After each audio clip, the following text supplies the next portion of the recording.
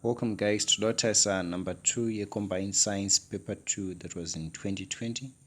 So the question says Fig 2.1 shows a cell membrane separating water and sugar solution. And so it's a cell membrane.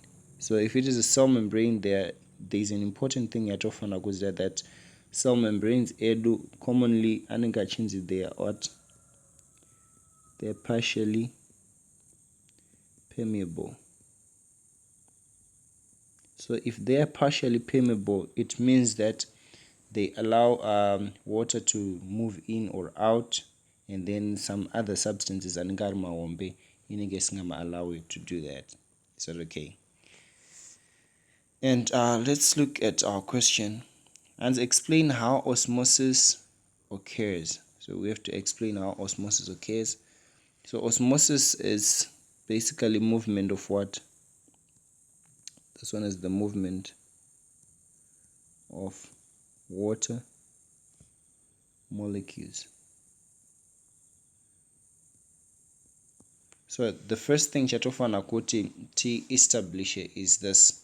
So if water is going to move, and or definition of osmosis inotaura kuti iyo is the movement of water molecules from a region of high concentration to a region of lower concentration. Is that okay? Saka, if you try to look at our question, right, tunaona izvo kuti we have sugar solution and we also have water, right? Saka sugar solution medu mukati muno munenge mune sugar ndizvo munenge mune what? Low what? H2O what? Concentration. Are we together? And then kune water uku kune high concentration high concentration of what? H2O. So what happens therefore is this.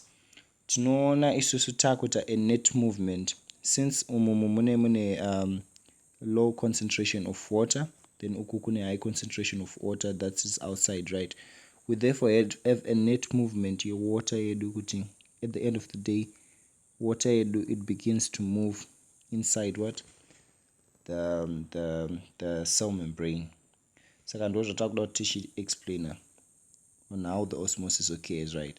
So osmosis, it has to deal with the issue movement of water molecules, and the movement of water molecules is affected by concentration.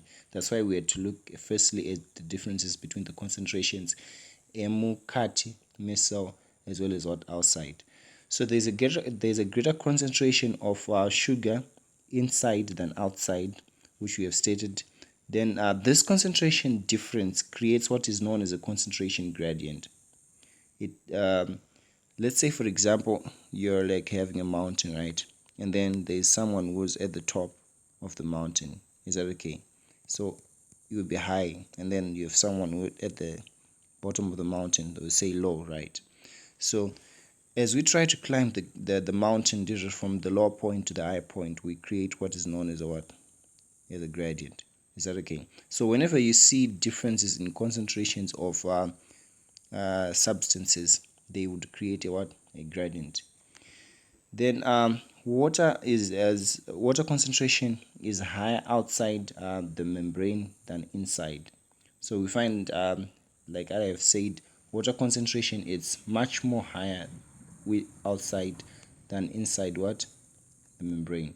So by definition of osmosis, water molecules would have to move from a region where they have high concentration to a region where they have what?